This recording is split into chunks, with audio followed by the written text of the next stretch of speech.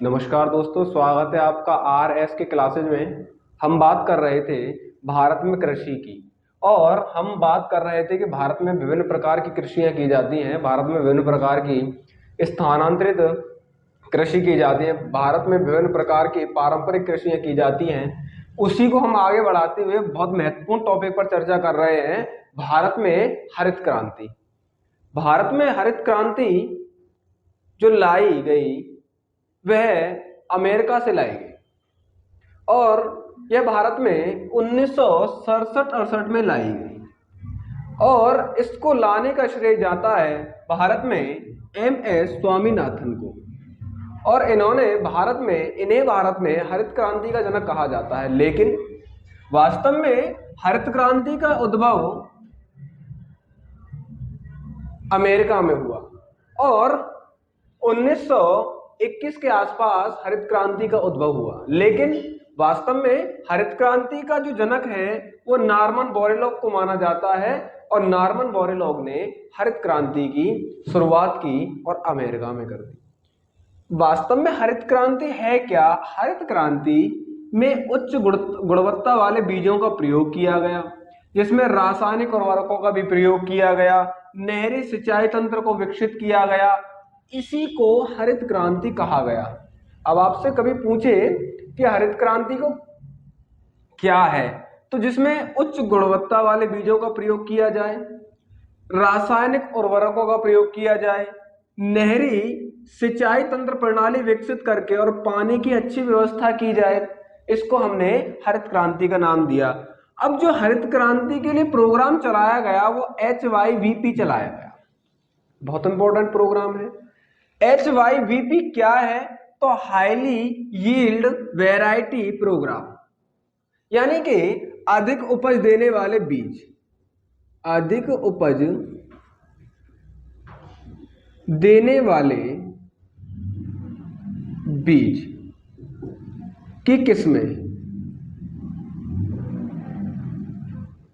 इसमें जो है अधिक उपज देने वाले बीजों की बात कही गई, इसीलिए कहा गया कि उच्च गुणवत्ता वाले जो बीज हैं उनको लिया गया। इसमें जब उच्च गुणवत्ता वाले बीजों को लिया गया तो नॉर्मन बोरलॉग ने इस क्रांति की शुरुआत की। लेकिन जब इस क्रांति से विश्व में शांति हुई, लोगों के पास खाद्यान्न आने लगे, लोगों के पास भरपूर अनाज आने लगा, तो विश्व में शांति आई। क्योंकि लोग भुखमरी के जो कगार थी उसको खत्म किया जा रहा था, भुखमरी को खत्म किया जा रहा था। तो 1970 के दशक में और 1970 में और 70 के दशक में नोबेल पुरस्कार दिया गया नॉर्मन बोरलॉग को, और शांति का नोबेल पुरस्कार दिया गया। अब क्योंकि ये तो एक कृषि वैज्ञानिक थे, ठीक, तो कृषि वैज्ञानिक होने के साथ साथ इन्हें नोबेल पुरस्कार दिया गया।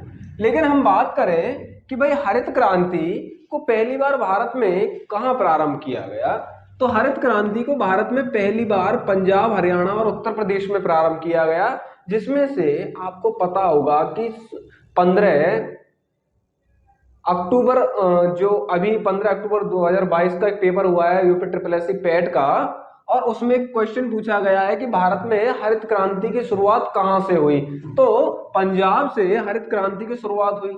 अब इन्हीं राज्यों का चुनाव क्यों किया गया?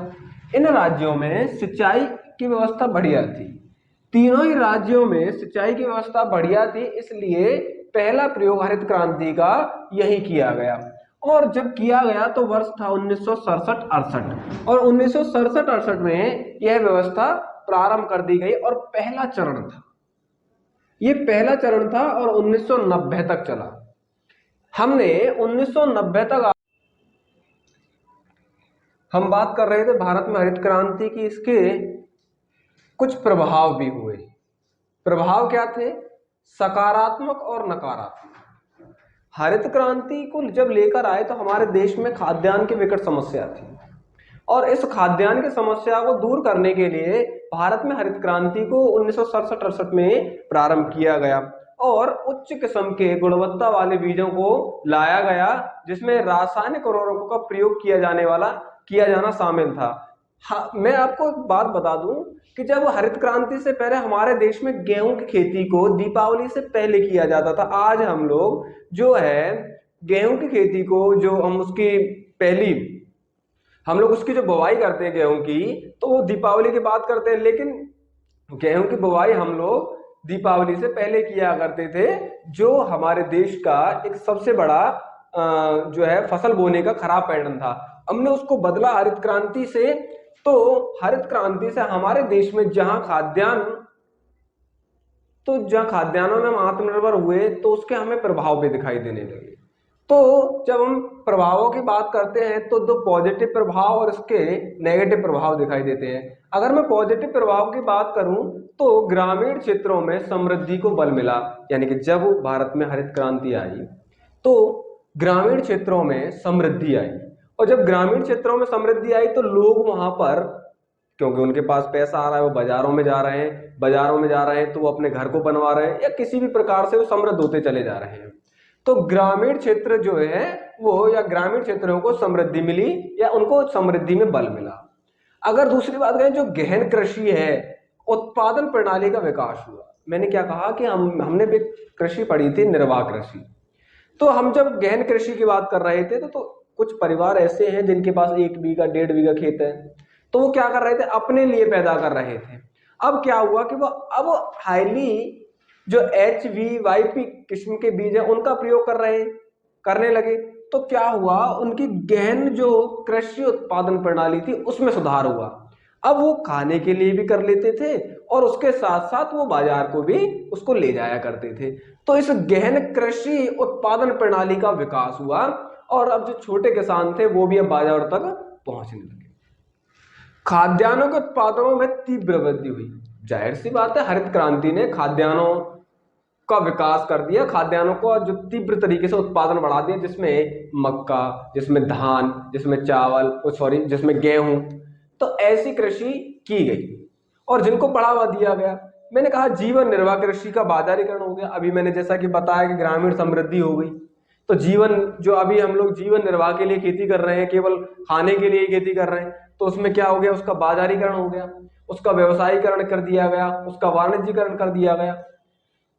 साथ ही साथ इस हरित क्रांति में नई प्रौद्योगिकी का प्रयोग किया जा रहा था, क्योंकि हाईली जो यील्ड बीजों का प्रयोग किया जा रहा था, हाईली यील्ड वैरायटी का प्रयोग किया जा रहा था। तो एक प्रकार की नई प्रौद्योगिकी थी भारत में। इससे कृषि रोजगार को बढ़ावा मिला, क्योंकि आपको पता है कि जहां जहां जब किसी भी कृषि में नई प्रौद्योगिकी लाई जा रही है, तो जाहिर सी बात है कि वहां कृषि रोजगारों का जो रोजगार है वहां पर बढ़ जाएंगे। लेकिन एक बात और है कि जब मैंने कहा कि भाई नई प्रौद्योगिकी की बात की जा रही है और कृषि रोजगारों की बढ़ावा दिया जा रहा है, तो इससे ना केवल उन क्षेत्रों में समृद्धि आई, तो ये जो ग्रामीण क्षेत्रों में समृद्धि आ चुकी थी उस समय, और मैंने आपको बताया कि ये जो चरण था 1990 तक चला पहला चरण, उसके बाद सेकंड चरण स्टार्ट हुआ। इसके नकारात्मक प्रभाव भी हैं कि भाई नकारात्मक प्रभाव क्या हुए, जिनके पास जो बड़े किसान थे, जिनके पास ज्यादा खेत थे, तो उनकी आय तो बढ़ी, लेकिन छोटे किसानों की आय क्या रही, कम रही। तो मैंने इसीलिए लिखा है कि आय की असमानता में वृद्धि हो गई। बड़े किसानों के पास ज्यादा खेत है तो ज्यादा पैदावार कर रहे हैं, ज्यादा आय ले रहे हैं, और भारत में जो छोटे किसान है उनकी उपज कम है, तो असमानता को, आय की असमानता को बढ़ावा मिला। दूसरा, कुछ महत्वपूर्ण फसलों को ही बढ़ावा दिया गया। इसका एक नकारात्मक प्रभाव ये भी देखने को मिला कि कुछ महत्वपूर्ण फसलें, जैसे मैंने कहा चावल को ही बढ़ावा दिया जा रहा है, गेहूं को ही बढ़ावा दिया जा रहा है, खाद्यान्न को ही बढ़ावा, और जो मक्का को बढ़ावा दिया जा रहा है, और ये केवल किसी एक विशेष राज्य में दिया जा रहा है, जैसे पंजाब, हरियाणा और उत्तर प्रदेश, इन्हीं राज्यों को दिया जा रहा है। इसके अलावा तो हरित क्रांति ने मृदा, जल, वायु को भी नुकसान पहुंचाया, क्योंकि हम लोग, मैंने क्या कहा था कि उर्वरकों की बात कर रहे हैं। हरित क्रांति में उर्वरकों का प्रयोग किया गया, तो जब उर्वरकों का प्रयोग किया गया तो जाहिर सी बात है कि वो अपना असर दिखाएंगे, और अपना असर दिखाया उन्होंने किस पर, मृदा पर। उन्होंने किस पर दिखाया, जल पर दिखाया, वायु पर दिखाया। और इससे वहां के पारिस्थितिक तंत्र, वहां के वातावरण को हरित क्रांति ने नुकसान पहुंचाया।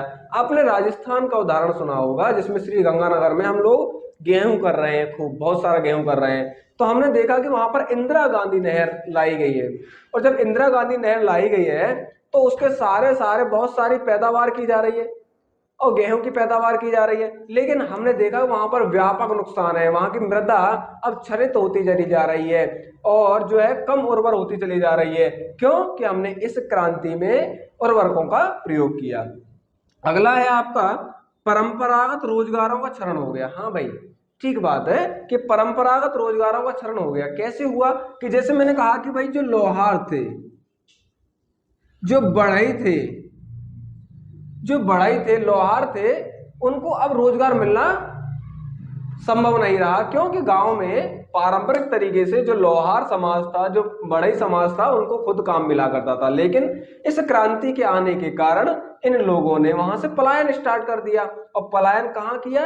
शहरी यानी कि शहरी क्षेत्रों में इन्होंने पलायन कर दिया और इससे परंपरागत रोजगारों का हरण हुआ। लेकिन ध्यान रहे कि मैंने नकारात्मक प्रभावों की बात कर रहे हैं, इसमें सकारात्मक प्रभाव भी मैंने बताया आपको कि कृषि रोजगारों को बढ़ावा मिला।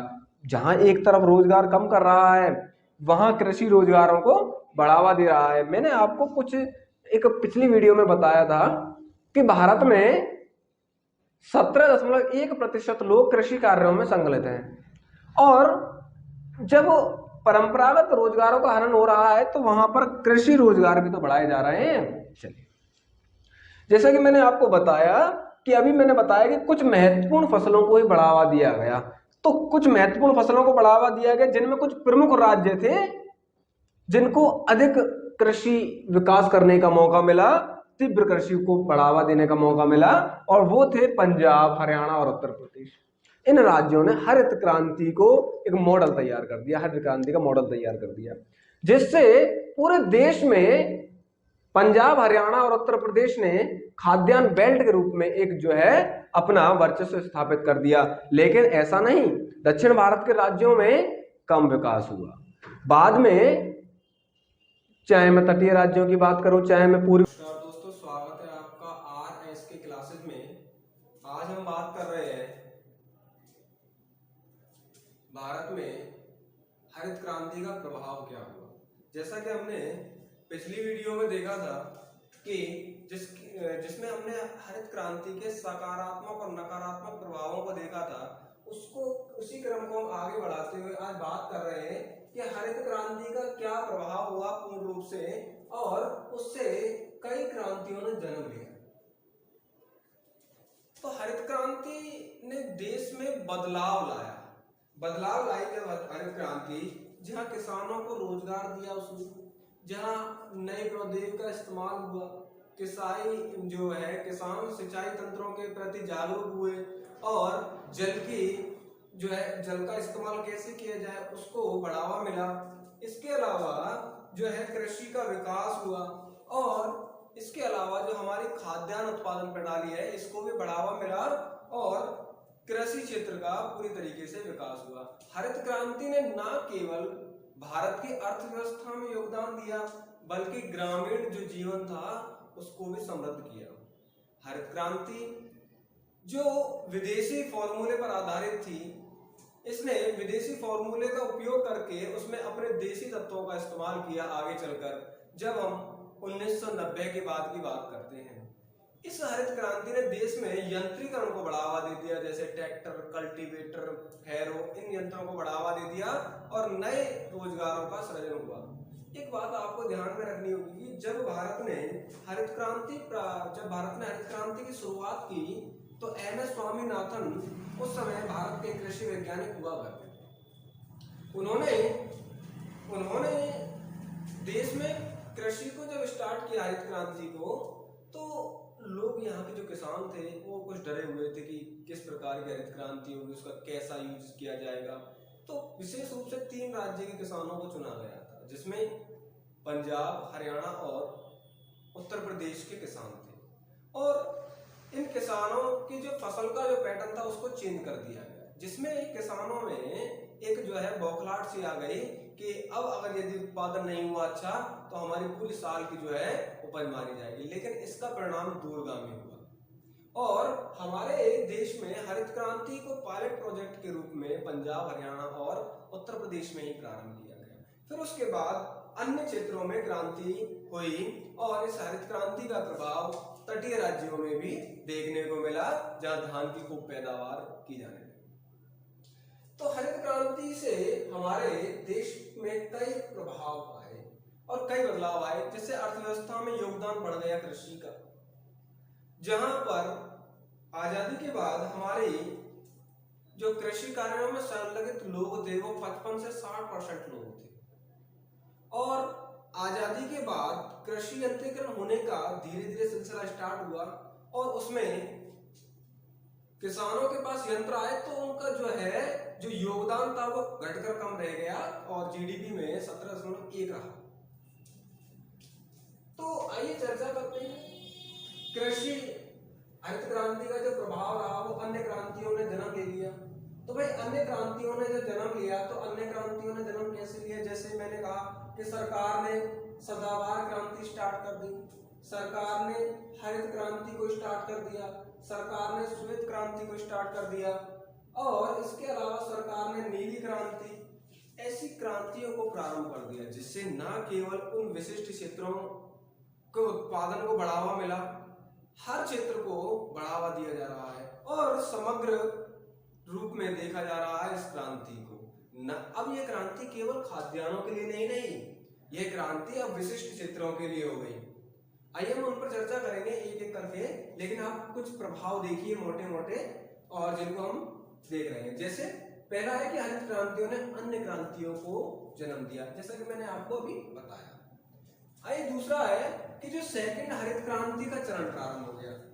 तो जब हरित क्रांति का प्रथम चरण 1967-68 में प्रारंभ हुआ, उसके बाद हमारे देश की सरकारों ने, राज्य सरकारों ने और यहाँ के कृषि वैज्ञानिकों ने अगली क्रांति, यानी कि पहले हम खाद्यान्नों की बात कर रहे थे, लेकिन जब अगली क्रांति, अगला हरित क्रांति का चरण आया तो हमने इसमें अन्य क्रांति को भी शामिल कर लिया।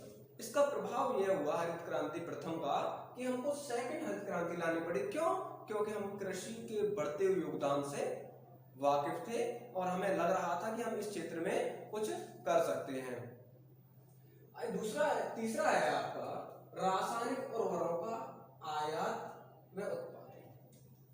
जहां हम लोगों ने कृषि में हरित क्रांति को प्रारंभ कर दिया तो हमने रासायनिक उर्वरकों को प्रारंभ कर दिया। जैसा कि मैंने आपको पिछले वीडियो में बताया था कि हरित क्रांति का मुख्य उद्देश्य 3 आधारों पर था। नंबर 1, उच्च गुणवत्ता वाले बीजों को लेकर आना, दूसरा रासायनिक उर्वरकों को और तीसरा जो था सिंचाई प्रक्रिया। तो रासायनिक उर्वरकों का उत्पादन हुआ और आयात में वृद्धि हुई। तो क्योंकि हम लोग अभी जब हमने हरित क्रांति को स्टार्ट किया तो हम लोग बहुत भारी मात्रा में फर्टिलाइजर का उत्पादन ही नहीं करते थे, तो रासायनिक उर्वरकों को बढ़ावा हुआ तो नए रोजगारों का सृजन हो गया। इसका एक प्रभाव तो यह रहा कि रासायनिक उर्वरकों का खूब प्रयोग किया जा रहा है और उसका उत्पादन बढ़ाया गया, उसके आयात में वृद्धि की गई। जैसे उदाहरण के तौर पर हम देखें एनपीके जिसमें नाइट्रोजन, फास्फोरस और पोटेशियम को रखा गया, जिसमें 4:2:1 की बात कही है और ये भारी मात्रा में प्रयोग किया जाने वाला एक रासायनिक उर्वरक है जो हमारी फसलों पे किया जाता है, जिसका प्रयोग फसलों पे किया जाता है। इसके अलावा यूरिया प्रोत्साहन, तो सरकार ने यूरिया को प्रोत्साहन दे दिया। सरकार ने कहा कि भाई सब्सिडी पर हम यूरिया देंगे, तो सरकार ने सब्सिडी पर यूरिया बांटे। आज भी सरकार सब्सिडी पर यूरिया बांट रही है। अच्छा, इसके अलावा एक और बात हम इसमें डाल सकते हैं कि भाई कि जब यूरिया प्रोत्साहन हुआ और हमने एनपीके के उत्पादन में वृद्धि हुई तो यहां पर हमने देखा कि भाई कृषि फसल के उत्पादन में कई गुना वृद्धि हो गई। लेकिन इसका एक थोड़ा सा नकारात्मक प्रभाव देखा गया, थोड़ा सा नहीं काफी ज्यादा तो हम कह सकते हैं इसको। तो जब एनपीके का ज्यादा इस्तेमाल हुआ तो कृषि फसलों के उत्पादन में कई गुना वृद्धि होगी, लेकिन इसका इम्पैक्ट देखने को मिला, कहाँ देखने को मिला? वायु पर देखने को मिला, मृदा पर देखने को मिला, जल पर देखने को मिला। इसका एक प्रभाव वायु, जल, मृदा, इन तीनों पर, और विशेष रूप से मृदा तो अनुपजाऊ हो रही है। ज्यादा फर्टिलाइजर के कारण अब उनमें वो प्राकृतिक क्षमता नहीं रही है मृदा में, जिससे वो अधिक उत्पादन कर सके। जहां आज 25 से 30 मन का बीघा निकलता है अनाज के लिए, तो लेकिन पूर्व में ऐसा नहीं होता था, 10 मन का, 12 मन का, और वो भी ना निकले शायद। लेकिन तो हम जब कृषि हरित क्रांति की बात करते हैं तो हरित क्रांति ने कई प्रभावों को उत्पन्न किया। आर्थिक प्रभाव भी हुए, उसके जो है सामाजिक प्रभाव भी हुए। सामाजिक प्रभाव में एक सबसे बढ़िया उदाहरण है कि जो ग्रामीण परिवेश का जो जीवन है वो अत्यंत ही खुशहाल हो गया। जहां देश में किसान जो लोग थे आत्महत्या कर रहे थे, उसका परसेंटेज कम हुआ, लेकिन आज भी ये आत्महत्या की, जो किसान आत्महत्या की समस्या है, बनी हुई। आइए हम बात करते हैं कुछ प्रमुख क्रांतियों की जो हरित क्रांति के प्रभाव से उत्पन्न हुई। जैसे तो हम बात करेंगे यहां से हरित क्रांति। तो हरित क्रांति का संबंध सीधा सा है खाद्यान्न का जो उत्पादन है उसको बढ़ावा। हरित क्रांति से खाद्यान्न का उत्पादन हुआ और उसको बढ़ावा मिला। दूसरा है नीली क्रांति, मत्स्य उत्पादन को बढ़ावा मिला। हमारी सरकार ने यह तय किया कि हमारे पास एक लंबी तटरेखा है और हमारे देश के कई राज्य जो है इन तटरेखाओं से जुड़े हुए हैं, तो क्यों ना नीली क्रांति को प्रारंभ किया जाए और जिससे मत्स्य उत्पादन को बढ़ावा मिल जाएगा। तो हमारे देश में जो विशेष रूप से तटीय राज्य हैं उनका मुख्य भोजन चावल और मछली ही है, तो उस खाद्यान्न की पूर्ति करने के लिए सरकार ने नीली क्रांति को प्रारंभ कर दिया। फिर आई भूरी क्रांति, और भूरी क्रांति तो का संबंध कोको के उत्पादन से है। कोको जो आप आज के समय में कोको कोला या थम्स अप या पेप्सी का ब्रांड देखते हो तो कोक से ही बनी है ना। अच्छा, इसके अलावा आपको कहीं मिले कि भाई डी जो है कृष्ण क्रांति मिल जाए आपको कहीं पर। कृष्ण क्रांति क्या है? तो कृष्ण क्रांति आप सीधा बताएंगे उसको कि डीजल पेट्रोल के उत्पादन को बढ़ावा देना है। डीजल पेट्रोल के उत्पादन को बढ़ावा, यहां पर आप बिल्कुल ध्यान रखेंगे कृष्ण क्रांति को। अगली क्रांति है रजत या कुक्कुट क्रांति।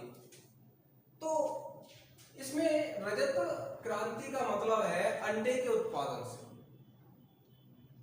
हमारे देश में काफी भारी मात्रा में अंडा पैदा किया जाता है और पोल्ट्री उद्योग बनाए गए उनके लिए, और उसके लिए पोल्ट्री बोर्ड भी बनाया गया है। तो जब हम रजत क्रांति की बात करते हैं तो अंडे उत्पादन की बात करते हैं। यदि हम कुक्कुट क्रांति की बात करते हैं तो उसके मुर्गी के उत्पादन की बात करते हैं, जिससे अंडा प्राप्त होगा। पीली क्रांति, तो पीली क्रांति दलहन के उत्पादन से संबंध रखती है, दलहन के उत्पादन से। सॉरी, दलहन नहीं, तिलहन, माफ कीजिएगा। पीली क्रांति तिलहन उत्पादन से संबंध रखती है। तो आप जानते हैं जैसे मध्य प्रदेश हुआ, उत्तर प्रदेश हुआ, राजस्थान हुआ, ये प्रमुख जो है तिलहनी फसलें करते हैं। जैसे सरसों राजस्थान में की जाती है, सोयाबीन मध्य प्रदेश में की जाती है, और उत्तर प्रदेश के कुछ इलाकों में भी सरसों की जाती है। लाल क्रांति का संबंध दो चीजों से है, एक टमाटर के उत्पादन को बढ़ावा देना और दूसरा मांस उत्पादन को बढ़ावा देना। ये क्रांति अपने आप में एक महत्वपूर्ण क्रांति है। क्यों?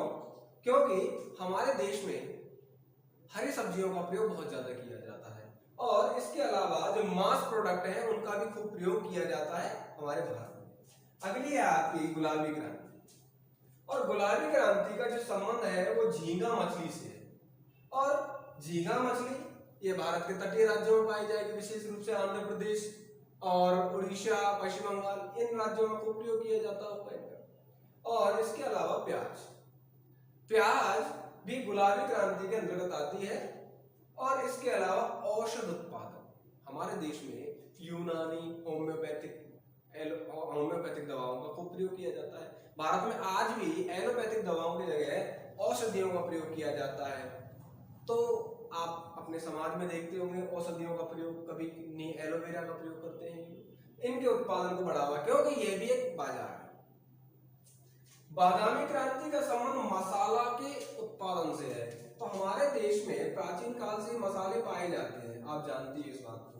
लेकिन मसाला जो उत्पादन, इसको कैसे बूस्ट किया जाए, कैसे बढ़ावा दिया जाए, तो इसके लिए एक बादामी क्रांति प्रारंभ कर दी गई सरकारों के द्वारा, और जिससे मसाला जो है उत्पादन में बढ़ावा मिला। एक है अगली सुनहरी क्रांति। तो सुनहरी क्रांति का सीधा संबंध है फल के उत्पादन से। यदि आपको शहद का उत्पादन आ जाए तो बिल्कुल आप सुनहरी क्रांति लगाएंगे, लेकिन शहद की कृषि या मधुमक्खी पालन वो अलग बात है।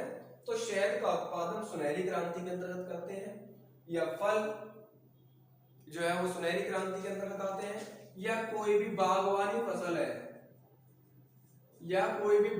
फसल है जिसमें आम, पपीता, केला जो भी है बागवान करते हैं, तो सुनहरी क्रांति के अंतर्गत। क्यों? कि हमारे देश में फलों का इस्तेमाल आज भी खूब किया जाता है। और अगली है गोल क्रांति। तो गोल क्रांति का संबंध आलू से है। आलू हम खूब पैदा करते हैं, जिसमें आगरा और शादाबाद जैसा क्षेत्र बहुत फेमस है आलू पैदा करने, जो पूरे भारत के लिए अधिकांश आलू पैदा करता है। अधिक से अधिक आलू पैदा उत्तर प्रदेश ही करता है, और गोल क्रांति के अंतर्गत इसके उत्पादन को बढ़ावा मिला। और आलू हमारे देश में जो है आवश्यक वस्तु के रूप में देखा गया। आप ध्यान रहे इस बात का, आवश्यक वस्तु के रूप में आलू, प्याज, टमाटर, तेल, ये आवश्यक वस्तु है। जब आप लॉकडाउन में थे तो सरकार क्या बांट रही थी? आलू, प्याज, तेल, यही बांट रही थी ना। तो सरकार ने कहा था आवश्यक वस्तु अधिनियम के तहत आलू जो है किस में रखा गया है? एक आवश्यक वस्तु में रखा गया है, जो लोगों की जरूरत है। और गोल क्रांति के माध्यम से जो है इस आलू के उत्पादन को तीव्र बढ़ावा मिला, और हम देश में और दुनिया में आलू के बहुत बड़े उत्पादक हैं। इसके अलावा एक क्रांति आपकी सैफ्रॉन क्रांति। सैफ्रॉन मतलब केसर से, और जम्मू कश्मीर में विशेष रूप से की जाती है, और जिसके लिए अधिक तापमान की आवश्यकता नहीं होती है। तो केसर के उत्पादन को बढ़ावा देने के लिए, क्योंकि बहुमूल्य फसल है और यह एक वाणिज्यिक फसल है और नकदी फसल के रूप में इसको रखा जाता है। हरित सोना बहुत इंपॉर्टेंट है। तो हरित सोना, इसका सीधा संबंध है बांस के उत्पादन से।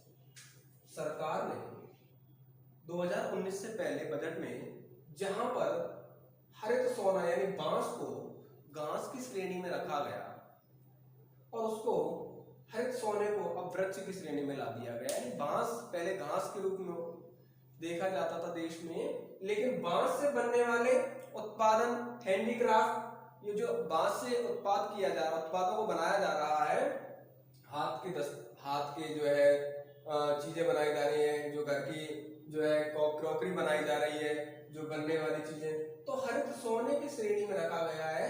और आपसे सीधा पूछे कि भाई हरित सोना क्या है, तो बांस है। हरित सोना क्रांति क्या है, तो बांस के उत्पादन से। मैंने यहाँ नहीं लिखा है, यहाँ जगह की कमी है, इसलिए बांस का उत्पादन आप लगाएंगे, और सरकार ने इसको घास की श्रेणी से हटा दिया। चलिए, एक है मूक क्रांति। मूक क्रांति क्या है? मूक क्रांति MOCK, मूक क्रांति का संबंध है मोटे अनाजों के उत्पादन से। जहां हम देख रहे थे कि हरित क्रांति का संबंध खाद्यान्न से है, तो खाद्यान्न का मतलब यहाँ चावल और गेहूं से ही है, लेकिन जब हम मूक क्रांति की बात कर रहे हैं तो यहाँ पर मोटे अनाज आते हैं, जैसे ज्वार, जैसे बाजरा। इसके अलावा है परामनी क्रांति। तो परामनी, आपने भिंडी की एक नस्ल को देखा होगा, परामनी, तो भिंडी के उत्पादन से संबंध है इसका, परामनी क्रांति। इंद्रधनुषीय क्रांति बहुत इंपॉर्टेंट है भाई। इंद्रधनुषीय क्रांति की हम जब बात कर रहे हैं तो सभी क्षेत्रों में उत्पादन को बढ़ावा, जैसे कि भाई सभी क्षेत्रों में, मैंने कहा हरित क्रांति के क्षेत्र में, श्वेत क्रांति के क्षेत्र में, नीली क्रांति के क्षेत्र में, भूरी क्रांति के क्षेत्र में, कृष्ण क्रांति के क्षेत्र में, या हम इनको ऐसे भी कह सकते हैं खाद्यान्न के क्षेत्र में, दुग्ध उत्पादन के क्षेत्र में, मत्स्य के क्षेत्र में, कोक के क्षेत्र में। तो सारे के सारे क्षेत्रों को जब बढ़ावा दिया जा रहा है तो हमने उसको इंद्रधनुषी क्रांति कहा। और इंद्रधनुषी क्रांति का मतलब है कि चारों तरफ है। और आइए बात करते हैं कि स्लेटी क्रांति या ग्रे क्रांति। तो आप जानते हो कि हमने देखा कि रासायनिक उर्वरकों को प्रयोग किया जा रहा है देश में, और इसलिए देश की सरकारों ने, जो राज्य सरकारें हैं और विशेष रूप से केंद्र सरकार, जिसने उर्वरकों को बढ़ावा देना प्रारंभ कर दिया और ग्रे क्रांति की शुरुआत। आइए बात करते हैं एक अन्य क्रांति और है, एक रजत रेशा क्रांति। रजत रेशा अर्थात कपास की बात कर रहा है और कपास के उत्पादन की बात कर रहा है। आप जानते ही हो कपास एक बहुमूल्य वाणिज्यिक फसल है देश की। सदाबहार क्रांति का मतलब है जैविक खेती से। हमारे देश में प्रधानमंत्री मोदी जी, जो वर्तमान में प्रधानमंत्री हैं, उन्होंने जैविक खेती का कंसेप्ट लेकर आए और कहा कि भाई जैविक खेती ऐसी खेती होगी कि जिसमें रसायनों का प्रयोग नहीं किया जाएगा, और जब रसायनों का प्रयोग नहीं किया जाएगा तो पारंपरिक और प्राकृतिक जो चीजें हैं उनका प्रयोग किया जाएगा, जैसे पत्ते, खरपतवार, देसी खाद, इनका प्रयोग किया जाएगा। और उसको हमने क्या कहा, सदाबहार क्रांति। अच्छा, एक क्रांति और है जिसको कहा गया अमृत क्रांति।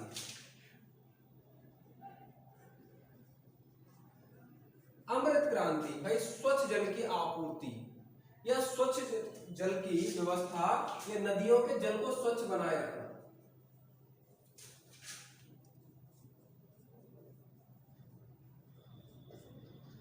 नदियों के जल को स्वच्छ बनाए रखना ये अमृत क्रांति के अंतर्गत आता है। क्यों? एक चीज और है, आपको मैं बता दूं कि इस अमृत क्रांति के तहत ही नदियों को जोड़ा जा रहा है, इनके जलों को जोड़ा जा रहा है। तो आप लोग इन क्रांतियों पर नजर बनाकर रखेंगे। मैंने इसमें से अभी आपको एक क्रांति नहीं पढ़ाई जिसका नाम है श्वेत क्रांति। हम इसको विशेष रूप से अलग से पढ़ते हैं।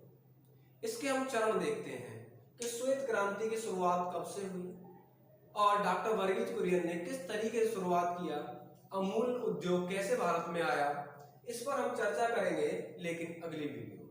धन्यवाद।